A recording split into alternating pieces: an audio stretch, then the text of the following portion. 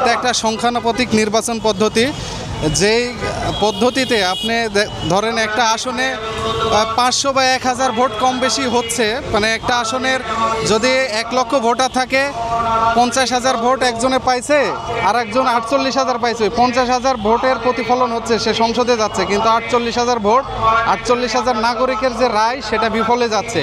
এইটা যাতে বিফলে না যায়, সারা দেশের সংখ্যানুপাতিক নির্বাচনে আমাদের প্রতিনিধি সংসদে থাকবে এবং সংসদটা কার্যকর হবে। পিআর পদ্ধতিটা আসলে আমাদের এটা পিআর মাধ্যমে যদি নির্বাচন হয় সেক্ষেত্রে আমরা মনে করছি যে নির্বাচনে এর আগের যে রাতের ভোট দিনের ভোট রাতে হয়েছিল সেটা কিন্তু এই পিআর পদ্ধতি হলে এটা মানুষের পার্সেন্টেজের একটা হিসাব আসবে, সেই হিসাবে আসলে সেখানে কারচুপির কোনো সুযোগ থাকবে না।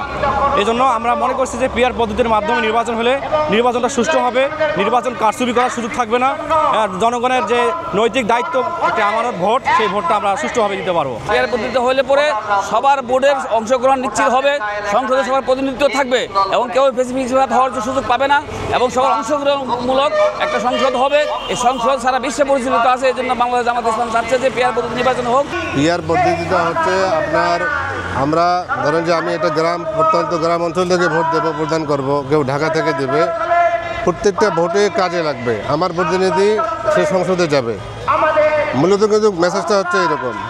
এখন দেখা যাচ্ছে যে সংখ্যাগরিষ্ঠ বেশি হলো, সে বেশি 151টা সিট পেল, সে ক্ষমতায় চলে গেল। আর পিআরটা হলে গ্রামের একজন মেহনতি মানুষ, কৃষক মানুষ, সেই গ্রাম থেকে একটা ভোট দিল, ধরেন যে একটা ছোট দলকেই ভোট দিল, সেই ভোটটা কিন্তু তার কার্যকর হবে। পিআর পদ্ধতি আমরা মানে দেশে স্বৈরাচারদের জন্ম না হয়, সবাই নির্বাচনে যাতে ভোটের অধিকার, যেমন অনেক ভোট হয় যেন অনেক কিছু বাদ হয়ে যায়, সেটা না, মানে সমস্ত ভোটের অধীনে 1% হইলে মানে সেটি মানে যাইতে পারবে এভাবে, আর অনেক ভোটগুলি তো নষ্ট হয়ে যায়, সেটা হবে না। যে পিআর পদ্ধতির নির্বাচন হলে একটা ভোটও পচবে না, কেউ বলতে পারবে না যে আমার ভোট পচে গেছে, এইটা কেউ বলতে পারবে না। সবার ভোটের মূল্যায়ন হবে, সে যদি একটা ভোট দেয় সেই ভোটের যার উপরে পড়েছে সেইটার অনুপাত যা হবে সেই অনুযায়ী তার প্রতিনিধি সংসদে থাকবে, একদম মানে কারো ভোট পচবে না, সেটা সে হোক জজ ব্যারিস্টার, সেটা হোক শ্রমিক, কৃষক, একদম মানে যদি নিম্নবিত্ত কেউ হয়, যে ভোট দিতে পারবে তার ভোটের মূল্যায়ন হবে ভোট পিআর পদ্ধতির মাধ্যমে।